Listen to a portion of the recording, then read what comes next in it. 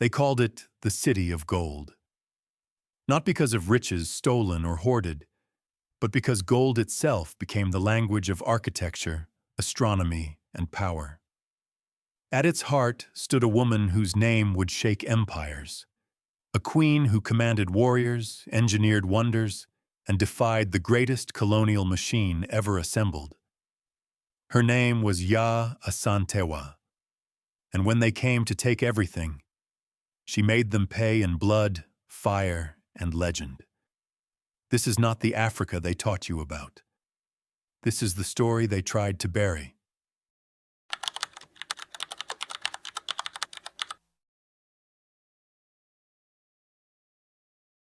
The year was 1900. In the dense rainforests of what is now Ghana, the Asante Empire stood as one of the most sophisticated civilizations on Earth. But the British saw only one thing: gold. Endless, glittering, unstoppable gold. What they did not see, what they refused to see, was that the Asante had turned gold into something far more powerful than currency. They had engineered it into their cities, their temples, their very identity. The Golden Stool, the throne of the Asante kings, was not just a symbol, it was a spiritual core, an architectural cipher, a key to understanding a civilization that had mastered metallurgy, sacred geometry, and urban planning centuries before European colonizers arrived with maps and cannons. But by the time the British marched into Kumasi, the capital of the Asante, they believed they had already won. They had dismantled kingdoms across Africa. They had rewritten histories, burned libraries, and claimed entire peoples as footnotes in their own glorious empire. The Asante, they assumed, would fall like all the others. What they did not know was that an elderly woman, a queen mother in her 60s, was about to lead a rebellion so fierce, so strategic, and so unrelenting that it would force the British Empire to rewrite its tactics across the entire African continent. Her name was Yaa Asantewaa, and she did not come to negotiate. The Asante Empire was not a collection of villages. It was a federal state, a network of cities bound by trade, military alliance, and spiritual cohesion. At its peak, it stretched across territories that rivaled European nations. The capital, Kumasi, was a metropolis. Wide boulevards lined with two-story buildings, marketplaces that traded not just in goods, but in knowledge, philosophy, and art. The British explorer Thomas Bowditch, who visited Kumasi in the early 1800s, described streets so clean, so organized, that they put European cities to shame. He wrote of courtyards adorned with golden ornaments, libraries filled with scrolls, and architects who understood principles of urban drainage and ventilation that London was still struggling to implement. And at the center of it all was gold. Not gold as decoration, gold as infrastructure. The Asante had perfected the art of goldsmithing to a degree that bordered on alchemy. They used gold dust as currency, yes, but they also embedded gold into temple walls to reflect light in ways that aligned with solar cycles. They constructed ceremonial stools with geometric precision, encoding astronomical knowledge into their design. The Golden Stool itself was said to have descended from the sky, brought by the priest Okomfo Anokye, who unified the Asante clans under one spiritual contract. To touch it without permission was to invite death. To capture it was to capture the soul of an entire people. The British knew this, and that is why they wanted it. If you're drawn to forgotten histories, legendary queens, and the untold architectural wonders of Africa, then stay with us. And if this story moves you, do us a favor. Like this video and subscribe to Ancient Journo. We dig deep into the warriors, the empires, and the truths they don't teach in textbooks. Now, back to the queen who refused to kneel. The British had already burned Kumasi once. In 1874, they torched the city in retaliation for Asante resistance. Libraries went up in flames. Scrolls documenting centuries of history, medicine, astronomy, gone. The British called it a punitive expedition. The Asante called it what it was, erasure. But the Asante rebuilt. And when the British returned in 1896, they found a city that had risen again, stronger and more defiant. This time, the British didn't burn, they occupied. They exiled the Asante king, Prempeh I, to the Seychelles. They installed puppet leaders. They dismantled the government. And then, in 1900, the British governor, Sir Frederick Hodgson, made a fatal mistake. He demanded the Golden Stool. He stood before the Asante chiefs and declared that since he now represented the Queen of England, he should sit upon the Golden Stool as a symbol of British authority. The room went silent. Not the silence of submission, the silence of shock, of controlled rage. The Golden Stool was not a chair. It was the embodiment of the Asante nation's soul. It was the contract between the living, the dead, and the unborn. To sit on it was not just disrespect. It was spiritual annihilation. And that is when Yaa Asantewaa stood up. She was not the king. She was not a general by title. She was the Queen Mother of Ejisu, a regional leader, a woman in her 60s who had watched her people humiliated, exiled, and occupied. And now, as the male chiefs hesitated, unsure whether to fight a war they could not win, Yaa Asantewaa stepped into the center of the room and delivered a speech that would ignite a rebellion. She said, "If the men of Asante will not defend the Golden Stool, then we the women will." She called them cowards. She shamed them into action, and then she declared herself the commander of the Asante forces. The British had colonized half the world. They had crushed uprisings in India, Africa, and the Caribbean. But they had never faced someone like Yaa Asantewaa. The war began in April 1900. The British expected it to last weeks. It lasted months. Yaa Asantewaa did not fight like the British expected. She did not march armies into open fields to be mowed down by rifles and artillery. She used the rainforest. She used guerrilla warfare. She used the landscape itself as a weapon. Her forces ambushed supply lines. They cut off communication routes. They laid siege to the British fort in Kumasi, trapping over 700 British soldiers and colonial officers inside. For 3 months, the British were surrounded, starving, desperate. In London, panic spread. The British Empire, the greatest military power on earth, was being held hostage by an African queen. They sent reinforcements, thousands of soldiers, artillery, machine guns, and still, Yaa Asantewaa's forces fought. They moved through the jungle like ghosts. They struck at night. They turned every village into a fortress. The British could not find her command center. They could not predict her movements. She had turned the entire forest into a living, breathing war machine. But empires do not fall from single battles, and the British, for all their arrogance, had one advantage: resources. They poured soldiers into the region. They burned villages. They offered rewards for Yaa Asantewaa's capture. And slowly, brutally, they began to push back. In September 1900, after 5 months of fighting, Yaa Asantewaa was captured. She was exiled to the Seychelles, where she would die in 1921, never allowed to return to her homeland. The British declared victory. But it was a hollow one. They never found the Golden Stool. Yaa Asantewaa's forces had hidden it so well that it would not be rediscovered until 1920, and even then, only by accident. The British had won the war, but they had lost the soul of the Asante. And here is what the history books do not tell you. The British did not just fight Yaa Asantewaa. They fought an entire civilization's infrastructure. The Asante had built their cities with defensive genius. Kumasi's layout was designed for both commerce and warfare. Streets could be blocked. Courtyards could become kill zones. The city itself was a fortress hidden in plain sight.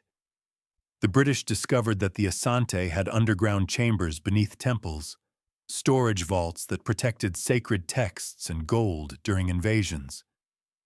They found evidence of advanced metallurgical techniques, methods of gold purification that European chemists would not master for decades. But the British did not document this.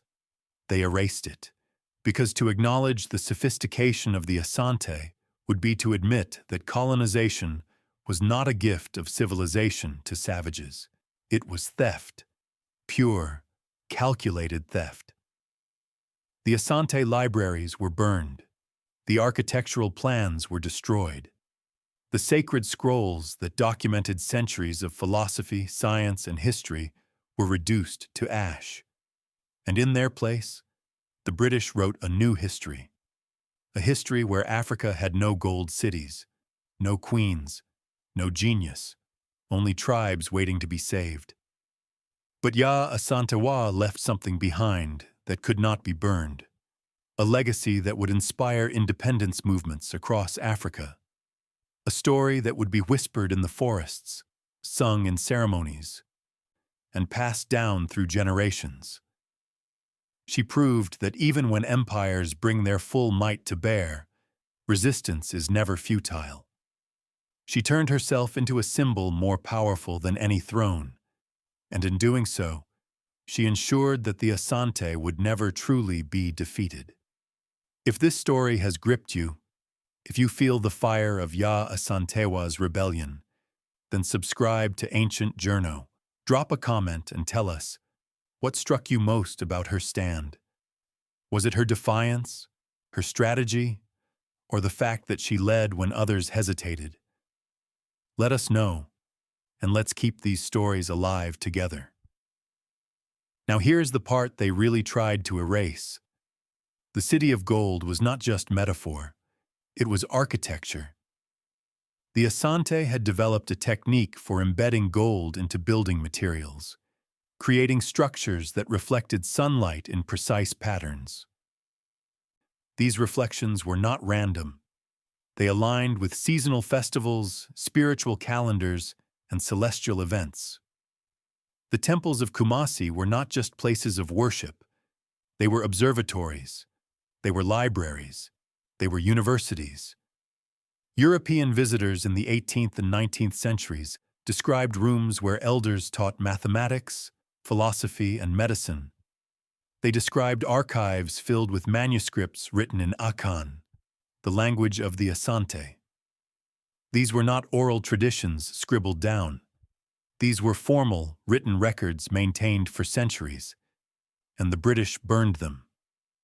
There is a reason the University of Oxford, the British Museum, and private collections across Europe still hold Asante artifacts. They were not gifts. They were war loot. After the wars, the British systematically looted the treasuries of Kumasi. They took golden masks, ceremonial swords, royal regalia. They auctioned off sacred objects to private collectors, and they rewrote the narrative, claiming that such treasures were proof that Africans could create beauty but not complexity, that they could imitate but not innovate. This was a lie. The Asante were master engineers. They had developed methods of refining gold to such purity that it could be worked into thread and woven into fabric. They created alloys that modern metallurgists struggle to reverse engineer. They understood the relationship between weight, balance, and spiritual resonance in ways that modern architects are only beginning to appreciate. The Golden Stool itself, when finally studied by historians, revealed design principles rooted in advanced geometry. It was not just beautiful, It was mathematically precise. But the British could not allow this story to spread. Because if the Asante were engineers, if they were architects, if they were scholars, then colonization could not be justified. If Africa had cities, universities, and technologies on par with Europe, then what was the empire doing there? The answer, of course, was plunder. And plunder only works if you can convince the world that you are civilizing, not stealing. So they erased her. They erased the city. They erased the knowledge, but they could not erase the memory. Today, Yaa Asantewaa is a national hero in Ghana. Her face appears on currency. Her name is invoked in songs, stories, and speeches. Schools are named after her. Statues stand in her honor. But in the wider world, her story remains obscure. You will not find her in most Western history textbooks. You will not see Hollywood films about her rebellion. You will not hear her name mentioned alongside Joan of Arc or Boudica, even though her military accomplishments rival theirs. This is not an accident. This is the continuation of the same erasure that began in 1900. Because Yaa Asantewaa's story is dangerous. It is dangerous because it reminds us that African civilizations were not primitive. It is dangerous because it shows that colonization was not inevitable. It is dangerous because it proves that resistance, even in the face of overwhelming force, is always worth it. Yaa Asantewaa did not live to see her people free. She died in exile, far from the forests she defended, far from the Golden Stool she protected. But her sacrifice was not in vain. The Asante never forgot her. And when Ghana became the first African nation to gain independence in 1957, Yaa Asantewaa's rebellion was held up as proof that the colonial machine could be resisted. Her story became a rallying cry, a reminder that freedom is never given, it is taken. And the city of gold? It is still there. Not in the physical sense. Kumasi was rebuilt multiple times, and modern development has transformed it into a bustling metropolis. But the spirit of that city, the knowledge encoded in its architecture, the defiance embedded in its streets, lives on. In museums, archaeologists are beginning to piece together what was lost. In universities, scholars are translating the few surviving texts that escaped the flames. In communities across Ghana, elders still pass down the stories that the British tried to silence. The City of Gold was never just about wealth. It was about identity. It was about a people who understood that gold, in the right hands, could be more than currency. It could be culture. It could be memory. It could be resistance. And when the British came to take it, they found that some things cannot be stolen. Some things survive fire, exile, and erasure. Yaa Asantewaa knew this. That is why she fought. Not for gold, not for thrones, but for the right of her people to define themselves, to remember their ancestors, to pass down their knowledge, to remain Asante. And in the end, that is what she gave them. Not victory in the traditional sense, but something more valuable. She gave them a story that could not be erased. And now you know it too.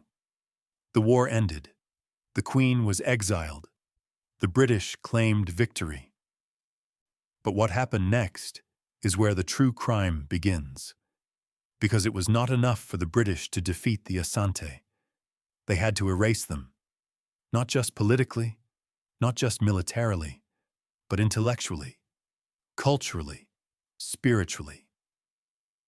The British understood something that most empires before them did not. To truly conquer a people, you must destroy their ability to remember who they were. So they began the Great Erasure. In the years following Yaa Asantewaa's capture, British forces systematically dismantled what remained of Asante intellectual infrastructure. They confiscated manuscripts. They shut down schools. They banned traditional ceremonies. They declared that the Asante language, Akan, would no longer be taught in formal education. English would be the language of government, of law, of progress.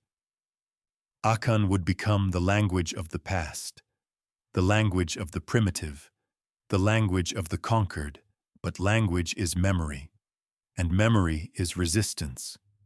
The British did not just ban language, they banned history. They declared that the stories of Asante kings, queens, and warriors were myths, superstitions, fantasies.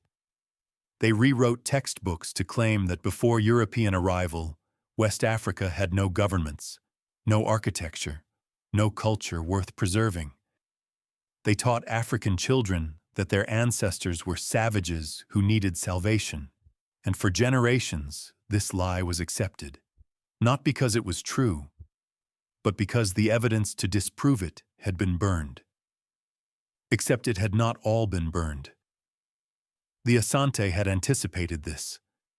Long before the British arrived, the Asante had developed a tradition of oral preservation. Every royal court had a designated historian, a keeper of memory whose sole job was to memorize the genealogies, the wars, the treaties, the laws. These were not casual storytellers. They were trained from childhood to recite thousands of lines of history with perfect accuracy. They were living libraries, and when the British burned the written records, these oral historians went underground. They continued to teach. They continued to remember. They encoded history into songs, proverbs, and folk tales. They hid knowledge in plain sight, and they waited. Because they knew something the British did not. Empires fall, always. The question is never if, only when. And when the British Empire finally crumbled, when the colonies broke free, when the lies could no longer hold, the Asante would still be there, waiting, remembering, ready to reclaim what was stolen. But even oral tradition has limits. Memories fade, storytellers die, and with each generation something is lost. That is why the destruction of the Asante libraries was not just a military tactic. It was a form of murder. The murder of knowledge. The murder of possibility. The murder of entire fields of thought that might have changed the world. Consider what was lost. The Asante had developed pharmacological treatments that European doctors would not discover for decades. They used specific plants to treat malaria, infections, and wounds. They understood the importance of hygiene, quarantine, and public health. When British soldiers arrived in West Africa, they were shocked by how healthy Asante cities were compared to European slums. London in the 19th century was filthy. Disease ran rampant. Cholera, typhoid, and tuberculosis killed thousands. Meanwhile, Kumasi had sanitation systems that kept disease at bay. The British noted this in their journals, and then they ignored it. Because to admit that Africans had superior public health infrastructure would undermine the entire justification for colonization. So they burned the medical texts. They dismissed Asante doctors as witches. They replaced traditional medicine with European drugs, many of which were less effective. And when diseases spread, they blamed it on African ignorance, not on the destruction of knowledge systems that had worked for centuries. The same was true for architecture. The British marveled at the layout of Kumasi. They sketched the buildings. They took measurements. They described the advanced drainage systems, the multi-story structures, the use of courtyards for cooling. And then they claimed that these techniques had been borrowed from Islamic traders, or that they were anomalies, exceptions. not evidence of a sophisticated engineering tradition. Because if the Asante could build cities, then why did the British have to civilize them? This cognitive dissonance runs through every British account of the Asante. On one hand, they describe a wealthy, organized, powerful empire. On the other, they insist that Africans are primitive. The contradiction is glaring. And yet, for over a century, it was the dominant narrative, taught in schools, printed in textbooks, displayed in museums. The story of Africa was written by people who had never lived there, who did not speak the languages, who had every reason to lie. And the lies worked. For a long time, they worked. But here is what the British could not control. Memory does not just live in books.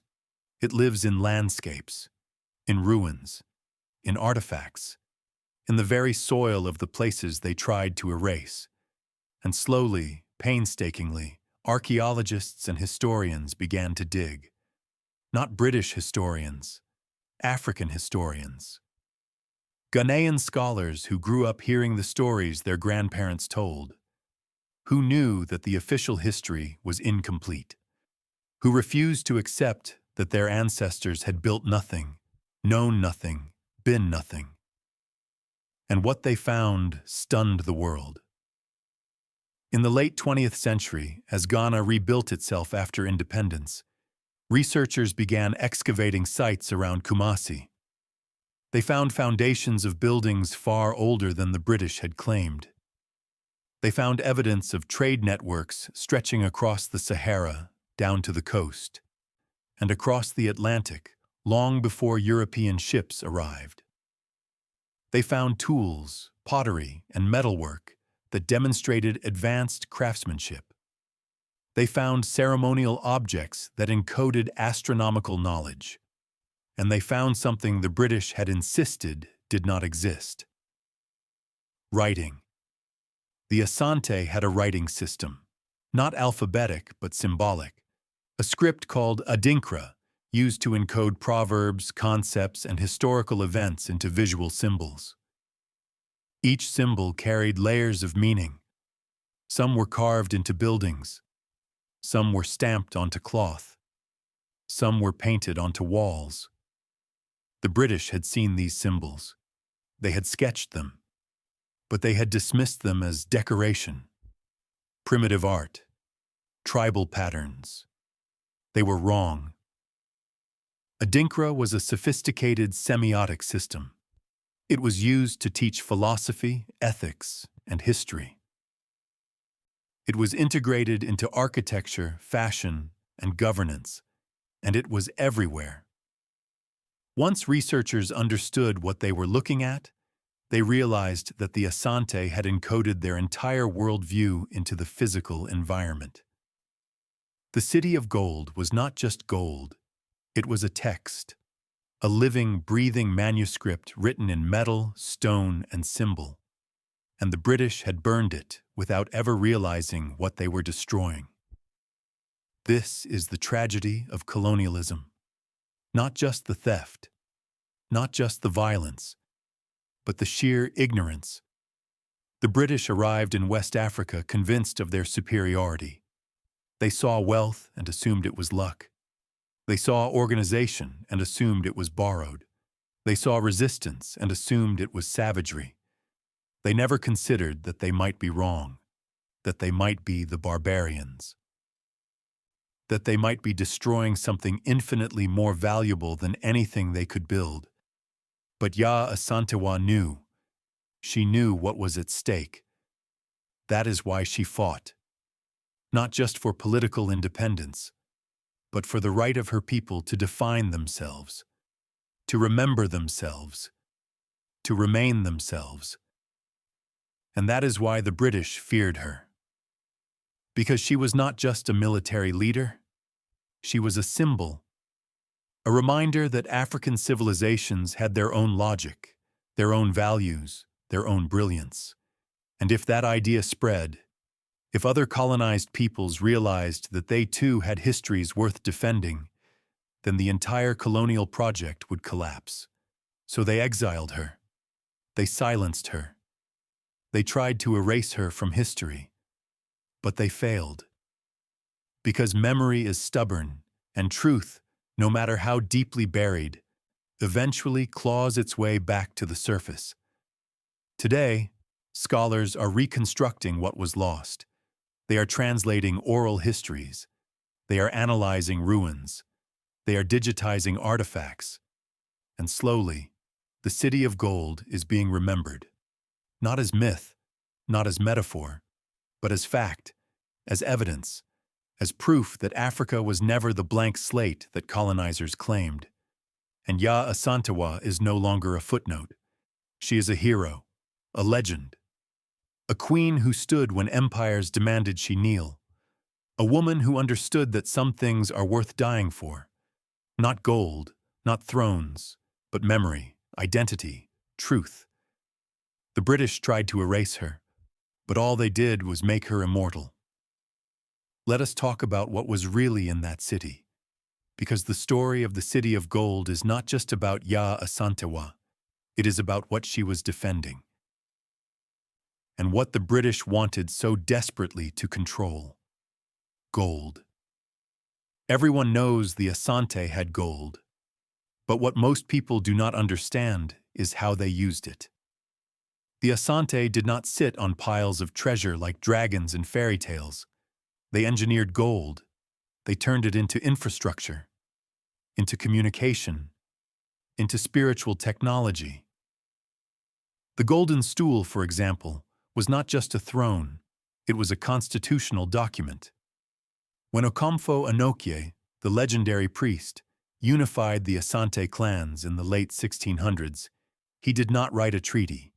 He created an object. He brought down the Golden Stool from the sky, or so the story goes, and declared that it contained the soul of the Asante nation. Every chief, every king, every citizen was bound to it. Not by law, by belief, by identity. The stool was not a symbol of power. It was power. To control it was to control the Asante. To destroy it was to destroy them. The British understood this. That is why they demanded it. That is why Yaa Asantewaa fought to hide it. And that is why, even today, the Golden Stool remains one of the most sacred objects in Ghana. It is not displayed in museums. It is not photographed. It is not touched. It exists in a liminal space between history and spirituality, a reminder that some things cannot be colonized. But the stool was not the only gold technology the Asante possessed.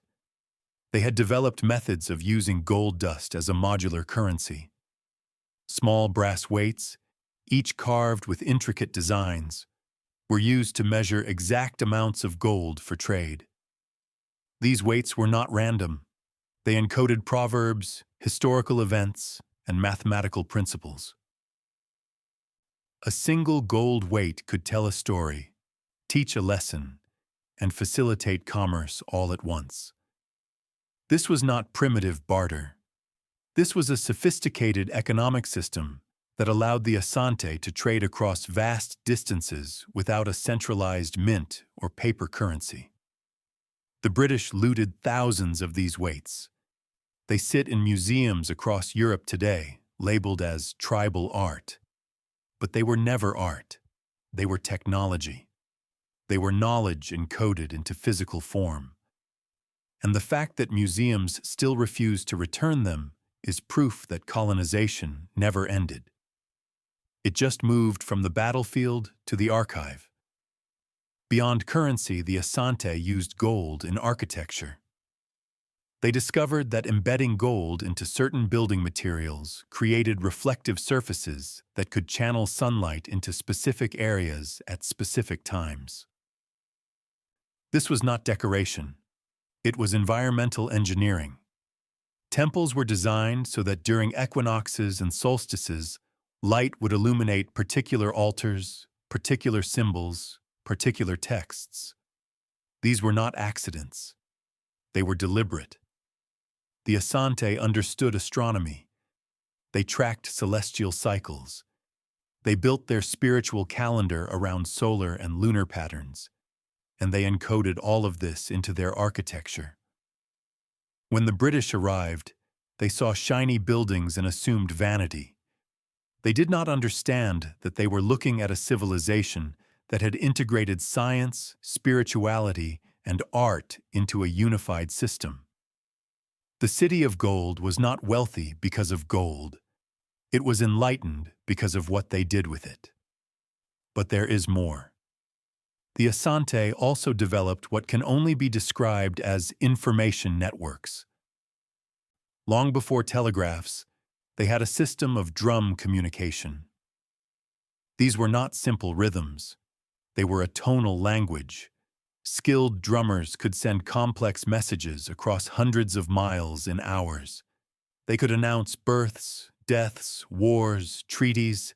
They could summon armies. They could warn of invaders. The British encountered this system and were baffled. They could hear the drums, but they could not decode them. It was encryption. Biological, acoustic encryption. And it worked. During Yaa Asantewaa's war, British forces were constantly outmaneuvered because the Asante could communicate faster. The British had to send runners or rely on telegraphs, which required infrastructure. The Asante just needed drums, and forests, and people who knew how to listen. This is the hidden genius of the Asante. They did not build their civilization in opposition to their environment. They built it in harmony with it. The forests were not obstacles. They were allies. The rivers were not barriers. They were highways. The gold was not wealth. It was language. And when the British came with their industrial war machines, they found themselves fighting not just an army, but an entire ecosystem organized for resistance. This terrified them. Because if the Asante could do this, what about the other African kingdoms? What about the Zulu, the Ethiopians, the Dahomey?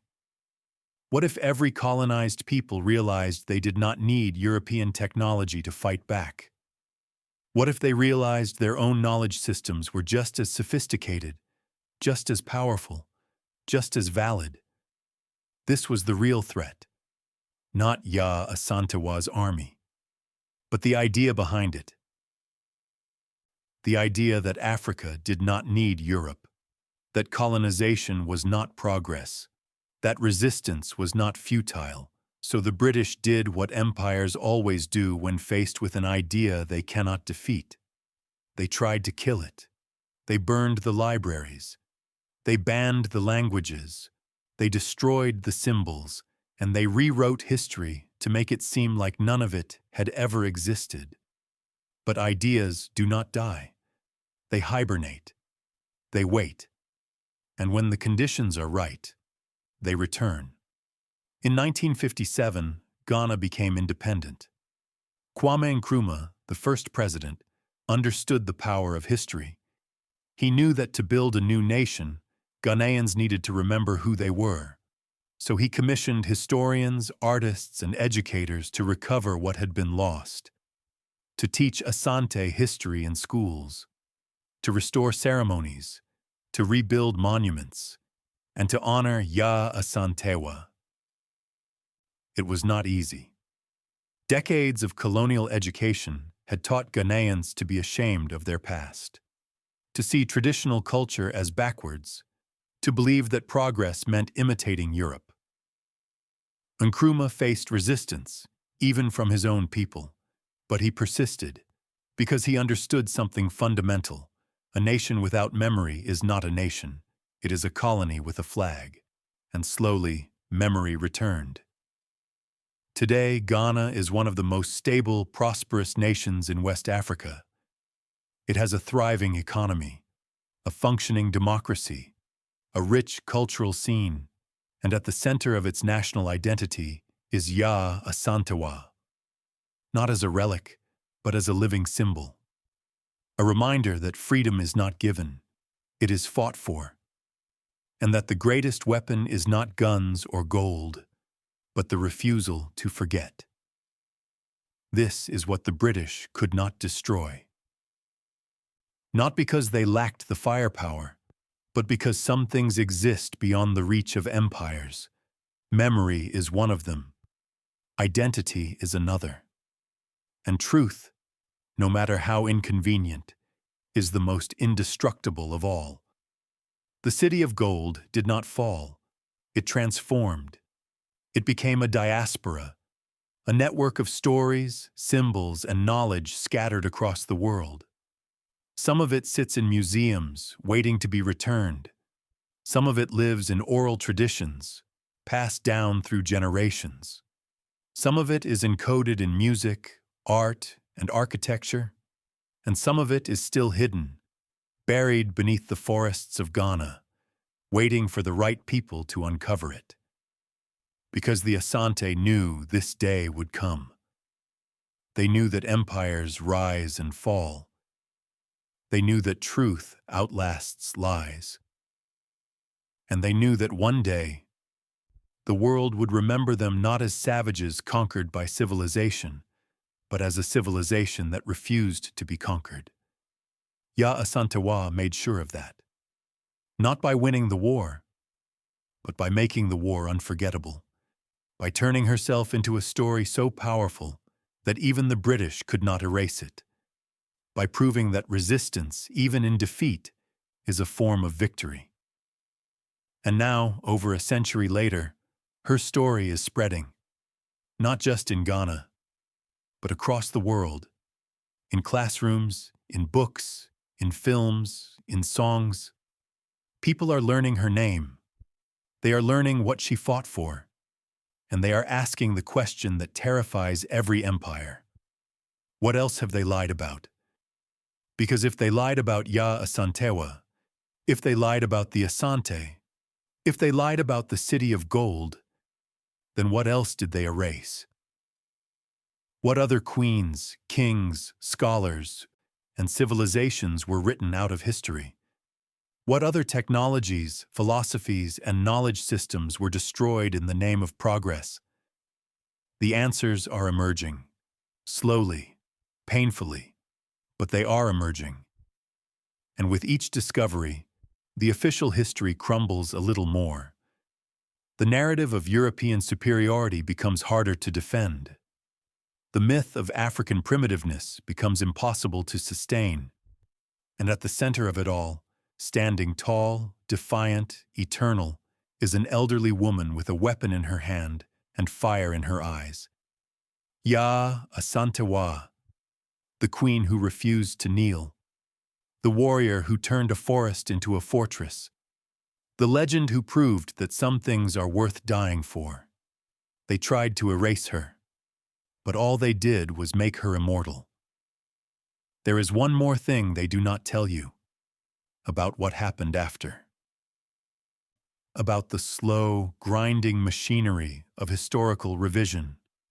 About how the British spent decades not just defending what they did, but justifying it, repackaging it, selling it back to the world as something noble. They called it the civilizing mission. The idea that colonization was not theft, but charity. That they had gone to Africa not to take, but to give. To bring law, order, Christianity, and progress to a continent that supposedly had none. And for a long time, this story worked. It worked so well that even today, in some classrooms, in some textbooks, in some corners of the world, people still believe it.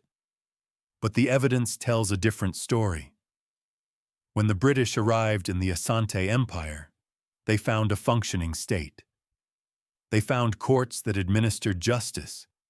They found schools that taught literacy, mathematics, and philosophy. They found hospitals that treated the sick. They found markets that connected traders from across West Africa, North Africa, and even Europe. They found diplomatic envoys who negotiated treaties in multiple languages. They found everything that defines civilization, and they destroyed it. not because it was broken, but because it was not British, because acknowledging that Africans could govern themselves would mean admitting that colonization was unnecessary. And if colonization was unnecessary, it was simply conquest, simply theft, simply evil. So they lied. They wrote reports describing the Asante as barbaric. They fabricated stories of human sacrifice and despotism. They took isolated incidents and presented them as the norm. They ignored the courts, the schools, the hospitals, the diplomacy, and focused only on the aspects that could be sensationalized. They turned a sophisticated empire into a caricature of savagery, and then they used that caricature to justify everything they did. Yaa Asantewaa's rebellion became, in British accounts, not a legitimate resistance to occupation, but proof of African irrationality. Her military brilliance was dismissed as luck. Her leadership was credited to male advisors. Her courage was reframed as fanaticism. Even in defeat, even in exile, they could not allow her to be what she was: a brilliant strategist, a fearless leader, a queen. Because if she was all those things, then what did that make them? The British eventually left Ghana. Not willingly, not generously, but because the cost of holding it became too high. The independence movements across Africa, inspired in part by Yaa Asantewaa's example, made colonization untenable. By the mid-20th century, the British Empire was collapsing, and as it collapsed, the lies became harder to maintain. Ghana's independence in 1957 was a turning point. Kwame Nkrumah stood before the world and declared that the black man is capable of managing his own affairs. It was a radical statement, not because it was untrue, but because for centuries the world had been told the opposite. And now, here was a new nation, led by Africans, proving that the lie had always been just that: a lie. But independence was only the first step. The harder work was reclaiming history. Because colonization does not end when the soldiers leave. It ends when the lies are corrected, when the stolen artifacts are returned, when the erased stories are retold. When the descendants of the colonized can look at their past and see not shame, but pride. This is the work that continues today, in Ghana and across Africa. Scholars are recovering lost texts. Archaeologists are excavating forgotten cities. Artists are recreating destroyed monuments. Educators are teaching the true history of African civilizations. And slowly, the world is learning what was always true. Africa was never empty. It was never primitive. It was never waiting to be saved. It was thriving, creating, innovating, building empires that rivaled anything Europe produced. And when Europe arrived, not with curiosity but with cannons, Africa resisted, not always successfully, but always fiercely. And figures like Yaa Asantewaa ensured that resistance would be remembered. Her legacy is not just in Ghana. It echoes across the African diaspora. In the Caribbean, in South America, in North America, descendants of enslaved Africans look to Yaa Asantewaa as proof that their ancestors were not passive victims. They were warriors, scholars, kings, and queens. And the fact that their history was stolen does not mean it did not exist. This is what the City of Gold represents. Not just a physical place, but a state of mind, a refusal to accept erasure, a commitment to memory, a belief that truth, no matter how buried, will eventually surface. And it is surfacing. In 2020, debates about colonial reparations intensified. Museums across Europe faced growing pressure to return looted artifacts. The British Museum, which holds thousands of objects stolen from the Asante, announced it would consider repatriation. It was a small step, but it was a step. And it was driven by a new generation of activists, scholars, and leaders who refused to let the past stay buried. Yaa Asantewaa would have recognized them, because they are doing what she did. They are fighting for memory, for identity, for the right to define themselves, and they are winning.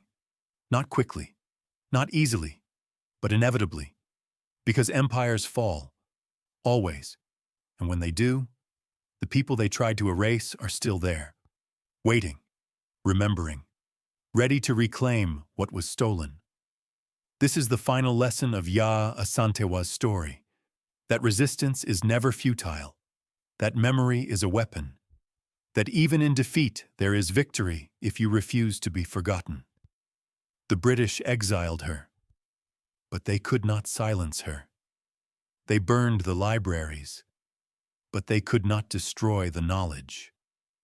They rewrote the history books, but they could not change the truth. And the truth is this: there was a queen. She built nothing because she inherited a city already built, a city of gold, of knowledge, of power. And when invaders came to take it, she stood, she fought, she refused to kneel. And even when they captured her, even when they exiled her, even when they tried to erase her, she remained. In the stories, in the songs, in the memory of a people who knew that some things cannot be stolen. Her name was Yaa Asantewaa, and she was never erased. She was only waiting for a time when the world was ready to hear her story, when the lies would crumble, when the truth would rise, when the city of gold would no longer be a myth, but a memory, a history, a legacy. That time is now, so remember her.